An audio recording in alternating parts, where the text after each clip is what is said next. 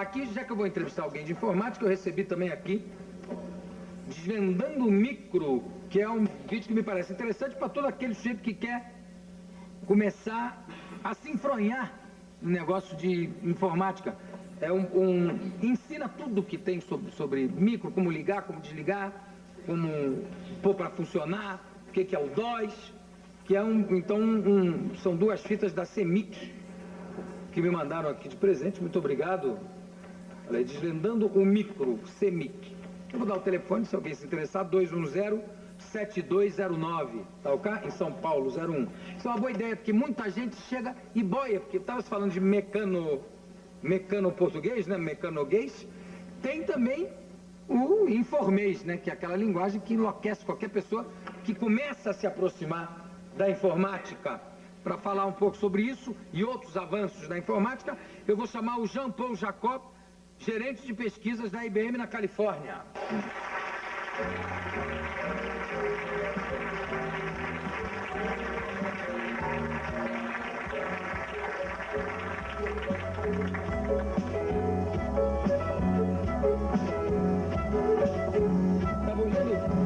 Tava olhando o que? A minha canequinha? Engorda isso? Engorda? Nada engorda. Ótimo, então. Só se você comer ou beber, aí engorda, mas sem comer nem beber. Você é brasileiro? Com esse nome todo, Jean-Paul Jacob? Filho de pais franceses, mas brasileiro, nasci em São Paulo. Iniciei meus estudos no Brasil e há 30 anos atrás saí do Brasil. Fui morar no exterior. Você saiu do Brasil há 30 anos por quê? Por causa da crise? Não, o negócio aqui está complicado. Inflação, corrupção, não. Inflação. Porque eu queria fazer pesquisas e, na época, o Brasil não oferecia muitas oportunidades, não pagava bem professores, não pagava bem pesquisadores e não tinha o ambiente de... Naquela época não pagavam bem aos professores? Não, você lembra?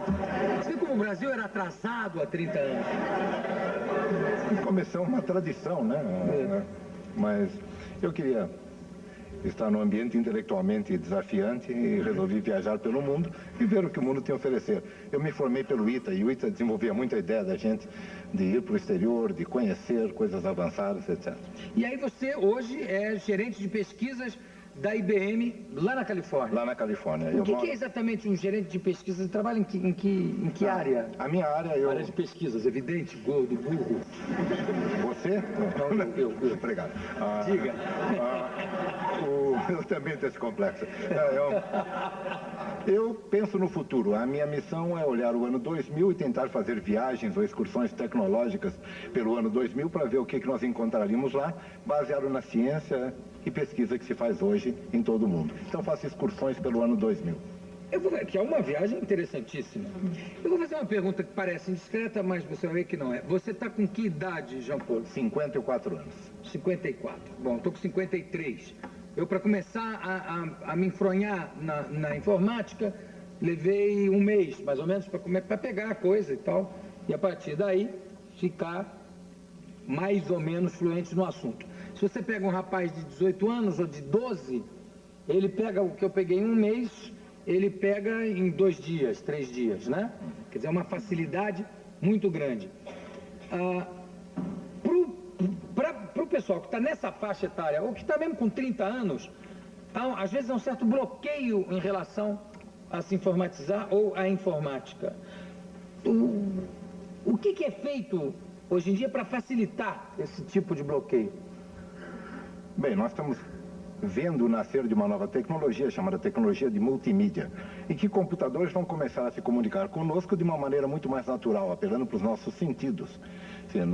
Nosso sentido visual, nós vamos ver imagens em movimento no computador, os nossos sentidos auditivos, o computador vai ter uma voz própria, vai ter sons, então nós vamos nos comunicar além do teclado inicialmente, mas posteriormente talvez sem o teclado, através de imagens. Nós vamos receber sensações do computador visualmente e auditivamente, que é a maneira natural como nós nos comunicamos. Então, acho que será muito mais condenado?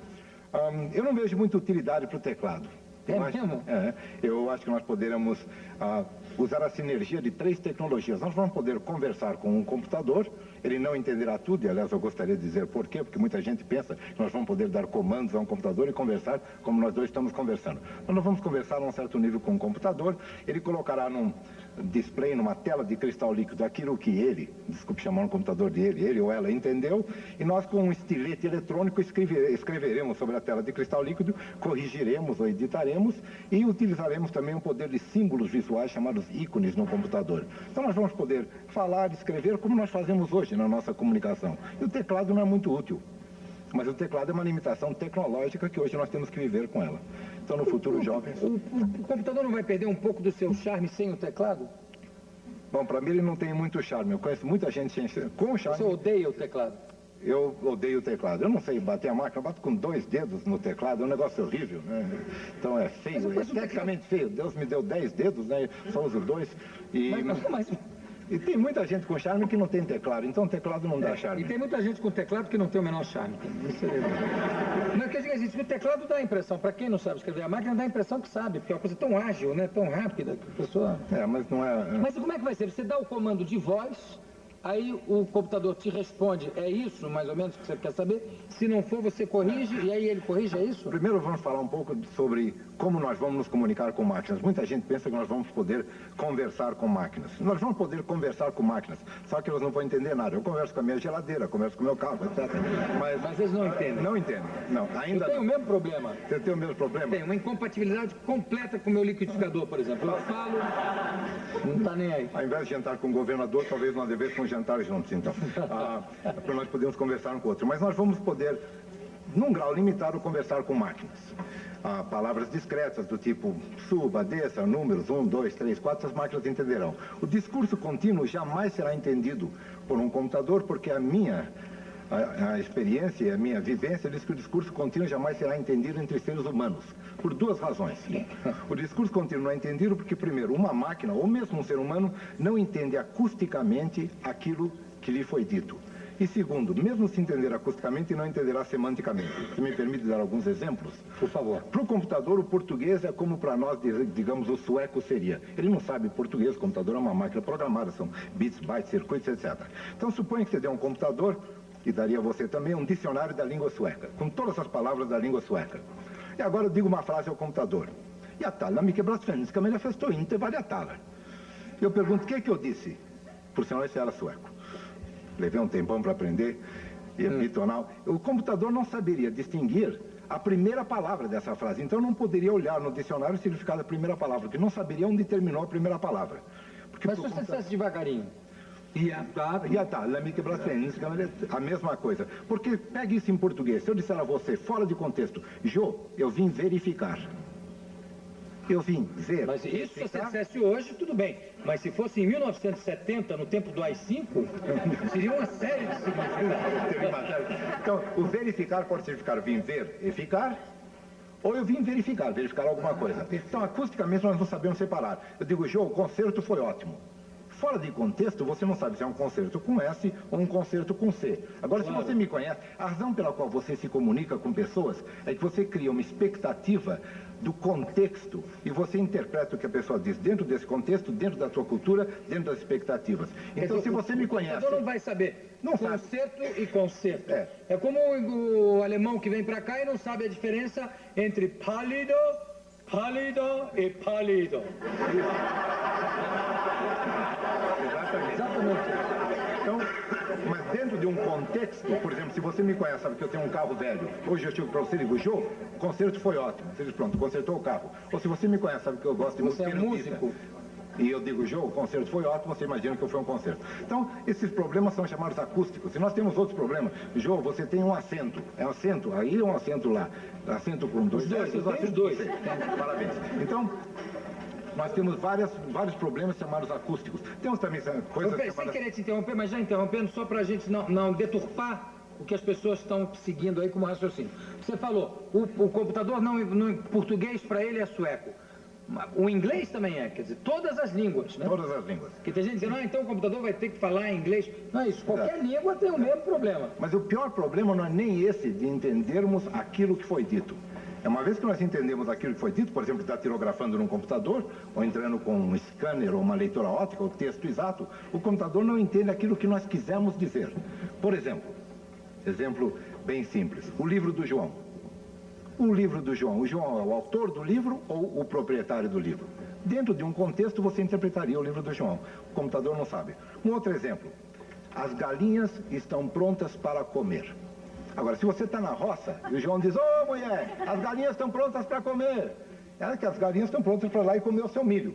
Se você está na cidade e diz: olha, as galinhas estão prontas para comer, elas estão lá no forno, prontas para serem comidas. Isso faz uma grande diferença, sobretudo se você é a galinha.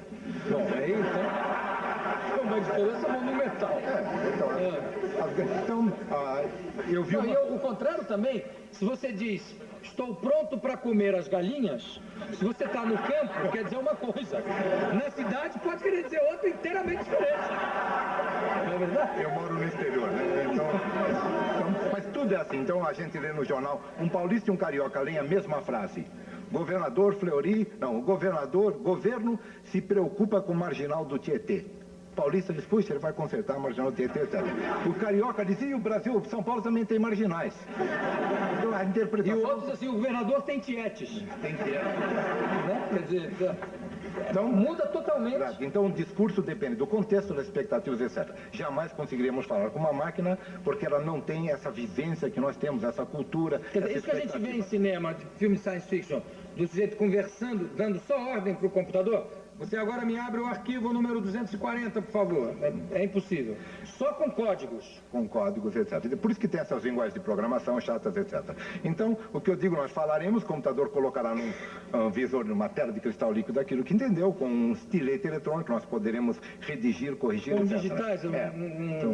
É um estilete eletrônico que toca na tela de cristal líquido, o computador reconhece onde tocou e cria um ponto onde o estilete tocou. Dá a impressão que nós estamos escrevendo, chama-se tinta eletrônica, e a interface chama-se uma interface tipo papel. E aí, mas ela pega o que você escreveu à mão e ela traduz em letras lá? E ela traduz em letras. Pega o manuscrito, traduz em letras de imprensa ou o que seja. O software faria isso. O software, programa no computador. Tipo OCR, alguma coisa Exato, assim. que seria treinado por você a reconhecer a sua caligrafia, mesmo se você fosse médico. Esse software já existe? Esse software já existe. Mas não é ainda uma coisa popular? Não é ainda... Porque nós estamos no começo dessa tecnologia. Está em fase de teste ainda. Exato. E por sua vez o computador se comunicará com você com imagens e movimento, etc. O computador do ano 2000, nessas excursões que eu faço, eu vejo as pessoas carregando esses livros eletrônicos. É um livro, quando você o abre, você tem duas telas de cristal líquido, onde várias coisas se passam. Você vê televisão, vê o seu programa, vê o jornal do dia, tem várias ações. É tudo integrado, quer dizer, já é uma coisa de multimídia. O que fica integrado aí? A televisão? A televisão são imagens em movimento, imagens paradas, por exemplo, cartas ou diagramas que você recebe, o bully do Jô, por exemplo, chegam eletronicamente, imagens por animação e imagens de comunicação. Você está se comunicando com uma pessoa, vocês dois estão vendo a mesma imagem na tela, essa pessoa está em Paris, você está aqui, você está escrevendo sobre essa imagem, olha, não gostei desse bullying, porque a alça está assim, assim, à medida que você traça na sua tela um traço, a pessoa em Paris verá o mesmo traço sendo criado na sua tela. É um instrumento de comunicação. Eu uso um termo... De comunicação total, né? Total. Eu uso um termo dizendo que essa tecnologia, que nós veremos no futuro, é uma tecnologia de infotenimento. É informática com entretenimento. Então, nós aprenderemos através do entretenimento, aprenderemos através de jogos. Você está num labirinto, você quer sair do labirinto, você vai resolver um problema. Você aprende algo com um professor eletrônico, que nada mais é uma professora, um professor, que nada mais é do que uma imagem na tela do seu computador. Então é infotenimento, é o cruzamento de informática com entretenimento. Nessa mesma tela você assiste o programa que você quiser, de televisão. Assiste o programa de televisão, pode congelar esse programa no seu computador para vê-lo mais tarde, para usá-lo de referência, como referência no artigo que você vai escrever. O único problema com esse escrever? Nessa época, provavelmente, já não se escreverá também, pelo visto. Eu sempre penso que nós a palavra escrita jamais morrerá. Jamais morrerá. Nós gostamos do jornal fisicamente, de olhar, sobretudo que a palavra escrita permite você fazer uma varredura rápida por um artigo. Um artigo falado, você não sabe onde o indivíduo vai parar. Como nesse caso eu estou falando, ninguém sabe. Vai levar 3 minutos ou 5 minutos. 5 minutos. Não, eu sei. Eu sei. O termo, você sabe? Sei. Eu sei. Eu sei que você sabe. Basta... Não, desculpe, não posso fazer isso que apaga tudo, né? O termo infotenimento não é muito bom, mas é um bom termo em outras línguas. O problema do termo infotenimento em português é que o infinitivo do verbo me faria dizer que você vai se infoter no ano 2000. Realmente, não pega tão bem. Não é um termo muito bom. Então, aliás, alguns vão até antes, né? Alguns bem antes.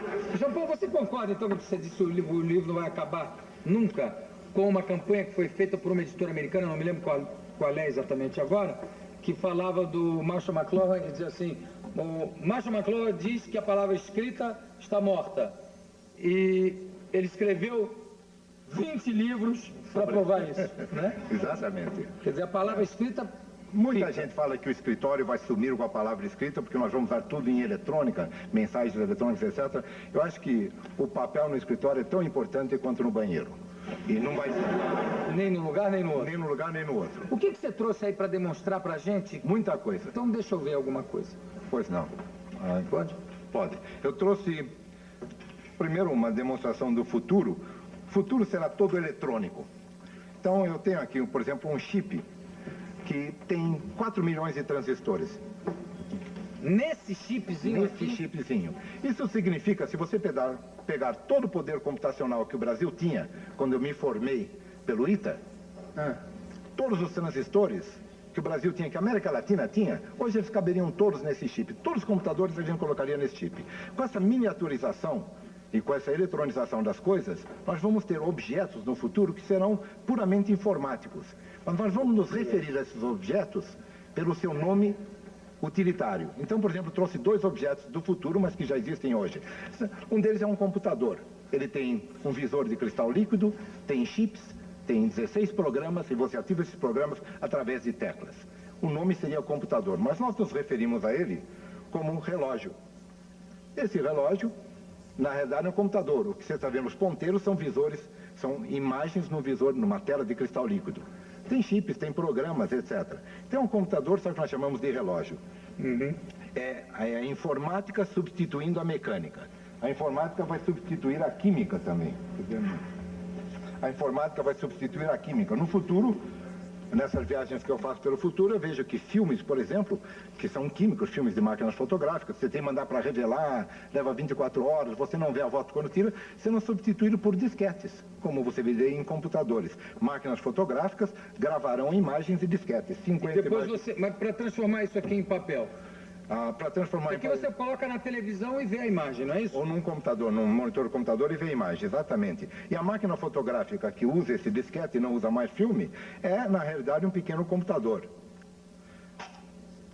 Tá aí, usa o disquete. Usa o disquete. E você injeta dentro do computador. Mas você pode revelar isso aqui em papel também para ver depois? Você poderia colocar em papel, mas a vantagem é que você tira a foto, foto é uma maneira de dizer, você captura a imagem, mostra, se não gostou, você, na mesma pista você regrava. É um filme, entre aspas, reutilizável. Então a informática substituindo a ótica, anteriormente, que era uma máquina ótica, e a química, que era o filme. A informática substituindo a mecânica. Então no futuro nós veremos mais e mais objetos que serão computadores, mas não se parecerão com computadores. Trouxe também, você quer continuar o que eu tenho aqui no saquinho? Quero, adorei esse negócio de camelô da informática, eu achei fantástico. Exatamente, é uma boa palavra. Né? Trouxe um disco de multimídia, porque nós falamos de multimídia, ou seja, no futuro, quando você for aprender alguma coisa, você colocará no seu computador um disco óptico, ou qualquer que seja, um disco magnético, um CD, e ele porá na tela dos seus computadores menus em que você navegará pelo conhecimento. Nesse caso, por exemplo, são mamíferos. Então o menu aparece, diz, você quer saber sobre que mamíferos? Dá uma escolha. Você escolhe um, aparece uma imagem desse mamífero, por exemplo, o tigre correndo pela floresta, e você ouve o barulho do tigre, aí você para o tigre no computador e pergunta qual é a origem do tigre, de onde veio, etc. E você navega pelo conhecimento, através de imagens, sons, origem geográfica. Tem, por exemplo, a Enciclopédia Britânica inteira num CD, não tem? Tem, a Enciclopédia Britânica inteira num CD. Já existe mais 800 CDs em que você navega pelo conhecimento. Eu gosto de navegar pelo conhecimento, porque alguns exemplos que eu tenho são tipicamente de navegar. Por exemplo, eu tenho um poema que é muito chato, é um poema de um inglês chamado Tennyson, o poema chama-se Ulisses, é a história do Ulisses, da Guerra de Troia, etc., que é muito chato de ler, não em inglês arca, desculpe, o Tennyson está morto, mas seus descendentes estão por aí, então, bom, se bem que não chega na Inglaterra. É um poema chato, bom, não precisa repetir. E muito difícil de ler. Você pode colocar na tela de um computador e você pode multimedializá-lo. Ou seja, o poema aparece na tela, aparecem ícones ao lado da tela, você está vendo o poema, mas não estou entendendo. Aperta um ícone, aparecem imagens ou fotos de 6 atores que podem recitar o poema. Você diz, ótimo, escolheu esse ator. Ele aparece numa janelinha, ao vivo, em vídeo, recitando o poema que está na tela. Ótimo. Aí você diz, recitou, entendi, mas não entendo o significado do poema. Para. Você breca o ator, aperta um outro botãozinho, aparece 6 professores que poderiam vir à tela e explicar. Quero ver essa professora. Ela vem na tela e explica o significado desse poema. Ótimo, quero ver uma opinião contrária. Aperta um outro botão, vem um outro professor na tela e explica uma opinião contrária. Ótimo, quero ver um debate entre os dois. Aperta outro botão, parece um debate entre os dois. Ele diz, entendi agora o que eu quero. Volta ao meu ator. Coloca um menu na cara dele em que tem as palavras de indiferença, orgulho ou tristeza.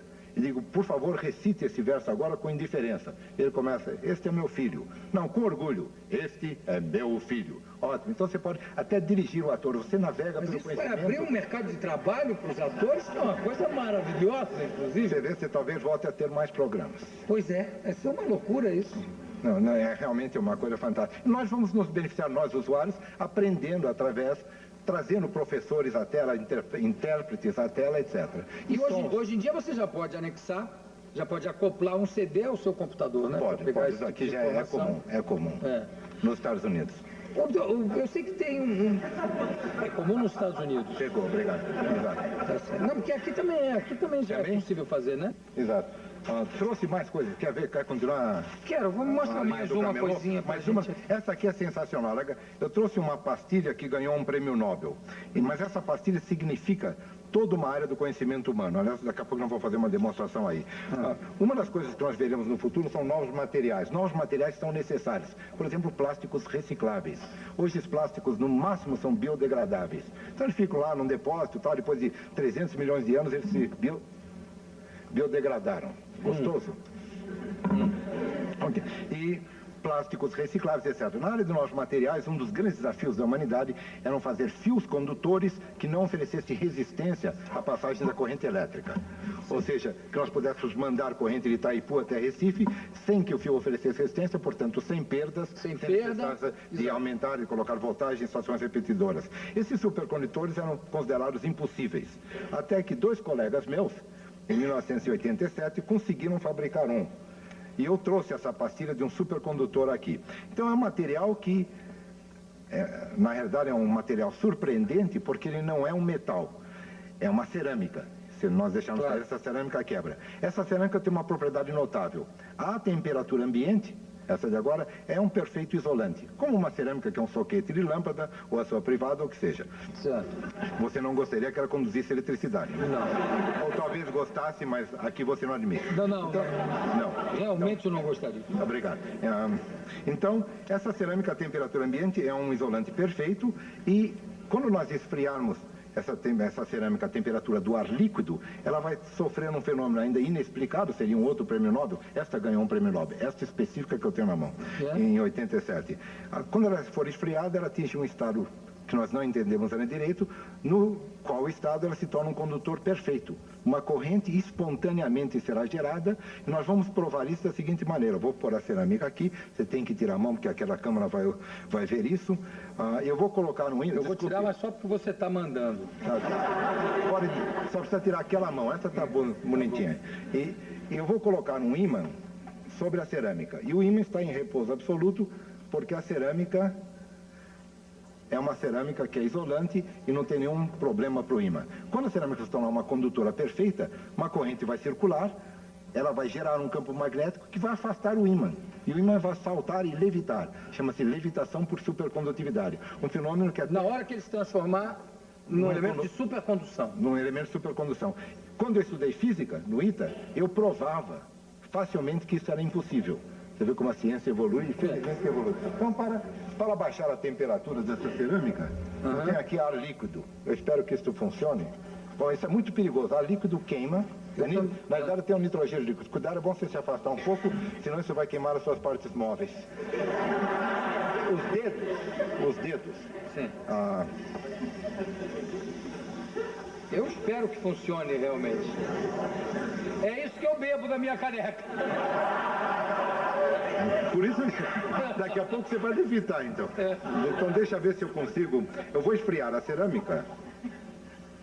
E quando ela chegar a uma temperatura que é a líquido, ela está esfriando. Um pouquinho, não precisa? Mais um pouco? Daqui a pouco eu ponho mais. Você está falando do líquido. Então, põe mais o líquido. Então, no momento, não sei se vocês estão vendo aí na câmera, o ímã está em repouso perfeito sobre a cerâmica. E daqui a pouco ele levanta. Levanta.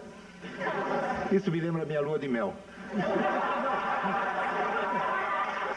é isso. Olha aí, cuidado. Está levantando. Está levantando? Está levantando. Já não lembra mais a lua de mel? Não, porque ela levantar para eu ver e caiu. Ela levantar para eu ver Como é que você o vai nascer do sol. tem que pegar uma pinça. Eu estou preparado, tem que pegar uma pinçazinha aqui. Olha aí. E agora vocês estão vendo? Vocês estão vendo? Está dando para ver ela rodar? Ela está até saltando. Para ver que ela fica no ar. Olha aí. E ela está rodando, ela vai rodar porque o princípio aqui é um princípio que será usado na levitação de trens, de veículos do tipo automóvel. Ela está sendo rejeitada tanto. O campo. Vocês estão vendo ela rodar ou não? Tá, claro. Está vendo rodar? Aqui dela. Claro. Olha aí. Está vendo rodar. E agora, para provar que a levitação, senhoras e senhores, dadas as minhas mangas, eu tenho aqui uma argolinha para provar que é levitação perfeita.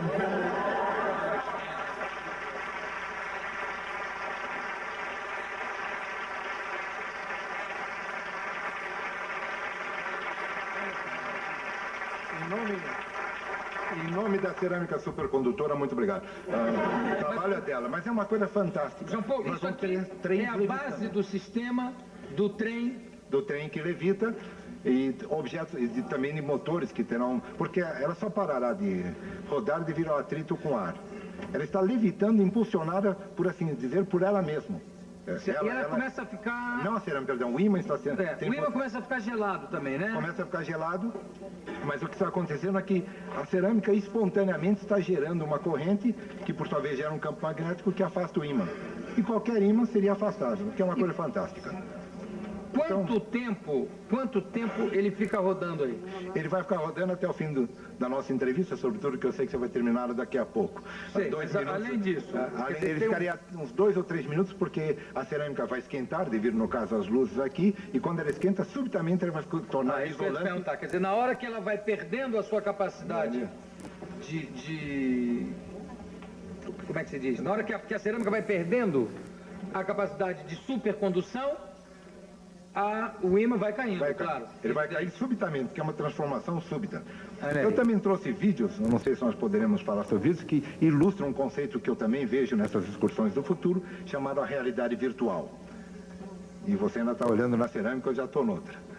Tá, vamos passar o vídeo, vamos passar um pouco. Não, mas tem que explicar o vídeo. Explica. Então, o primeiro vídeo que eu vou passar é de um conceito chamado realidade virtual, em que nós vamos entrar dentro de um mundo criado pelo computador. Nesse vídeo, nós vamos entrar com uma mão.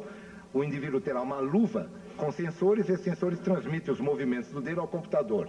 Na tela do computador você verá uma mão criada pelo computador que responde aos movimentos da mão do indivíduo. Na tela o computador tem também uma bolinha que ele cria e essa mão na tela vai jogar ela para cima e para baixo, controlada pela mão fora. Eu vou pedir para soltar o vídeo junto. Isso, esse é um colega meu, ele está com a luva e você vê que ele está movimentando uma mão e ele vai apanhar a bola. Ele vai apanhar a bola, apanhou. A bola virtual, porque ele não tem nada na mão. Ele vai jogar a bola, ele vai bater na bola, ele pode apanhá-la de novo, ele vai apanhá-la. Então ele entra num mundo criado pelo computador. Quer dizer, isso, por exemplo, na área do videogame, a pessoa vai conseguir jogar o videogame dentro dele. Dentro dele. A pessoa, inclusive com óculos, vai pensar que está dentro de uma sala jogando alguma coisa, inclusive com uma outra pessoa que pode estar em Paris ou nos Estados Unidos, que também aparece nessa sala, porque seus movimentos corporais são captados pelo computador e enviados à cena. Então ele joga. Eu trouxe também... Tem tempo? Agora não dá mais. Então nós estamos falando com... Não dá mais, porque senão só se tivesse uma aula inteira aqui pra gente falar. Mas eu acho que já foi uma viagem, assim, fantástica ao ano 2000. Eu estou conversando aqui com o gerente de pesquisas... Não é raiva, não é. Tudo bem. Eu devolvi ar ao ar. Perfeito.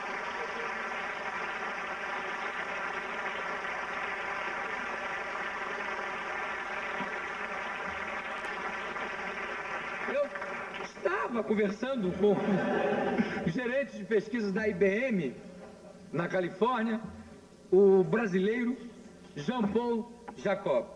Jean-Paul, muitíssimo obrigado pela tua presença e daqui a pouco a gente volta.